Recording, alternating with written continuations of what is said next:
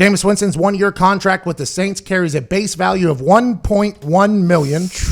He got a $148,000 signing bonus, a base salary of $952,000, and $3.4 million available in incentives. Jameis prioritized the chance to learn and grow as a player. Prioritized?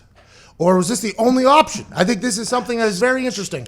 There is nothing Jameis could do that this worldwide pandemic came through in the middle of his free agency when Tom Brady decided to go to his old team. And there's nothing he can do that he threw 30 interceptions last year. And although he threw for over 5,100 yards, those 30 interceptions, whenever you're thinking about paying somebody that second contract, which is franchise-like number, you just, especially if you can't meet the person face-to-face and have a workout with, you can't pay that person that money. So Jameis Winston, just like Cam Newton, is caught in a terrible time in our existence, a terrible time in our history where nobody can do anything or see anybody. And I think this was his only option, to be honest. Did you say 1.1? 1.1 million. That makes him the 52nd highest paid quarterback in the NFL. That makes him also probably like the 16th highest paid punter.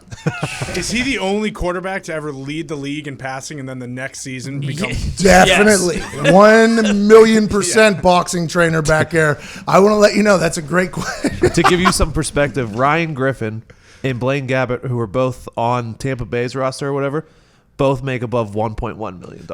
Sharp Football, Warren Sharp, another young guy who follows along the world of football. He's good, by the way. His tweets are good, at Sharp Football. He reports that Jameis makes $1.1 million this year and slots at QB number 52, which Diggs said earlier. He makes less than these backups: C.J. Beathard, Deshaun Kaiser, Chad Henne, Jeff Driscoll, Ryan Griffin, Chase Daniel, Nate Sudfeld, Matt Barkley, still in the NFL. Nathan Peterman, still in the NFL. Cooper Rush, Colt McCoy, Matt Schaub, RG3, Case Keenum, A.J. McCarron, and Marcus Mariota. He had no other options. Sean Payton knew it. He knew it.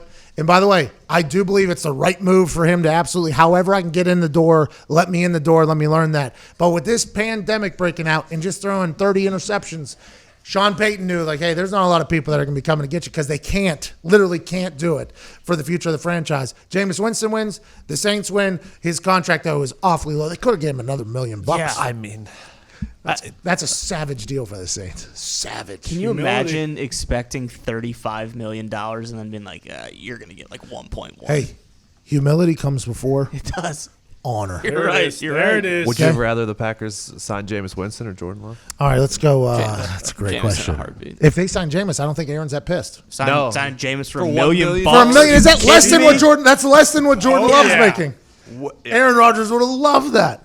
By the way, I made more than that going into my third year in the NFL as a punter. So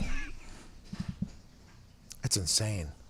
Hey, how about Jameis though being like, listen, this is how it's got to be. This is how it's got to be. In 5-6 years from now, if he's back on top of the world, I mean, everybody be like, you remember there was a year where Jameis made $1.1 million as a backup quarterback after throwing for over 5,000 yards? Yeah, now he has 8 Super Bowls and he's getting a $50 million contract. It's going to happen. From who? He should go to Boston.